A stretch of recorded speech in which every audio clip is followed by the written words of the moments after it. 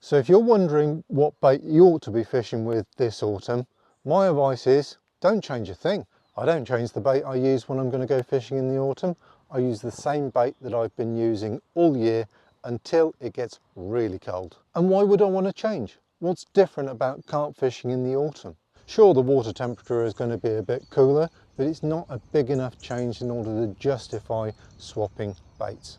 The carp are harder to find at this time of year, but they are still going to be eating while the water temperature is above 10 degrees C.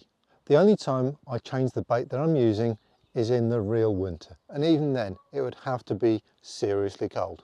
Carp simply can't digest large amounts of protein in cold water, so it makes sense to use a bait with a lower protein value.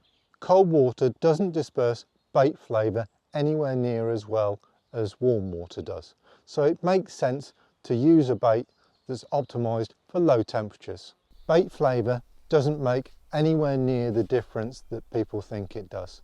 When the water temperature is above 10 degrees C, for me, bait flavour really doesn't matter. It's not something I even think about in my angling at all.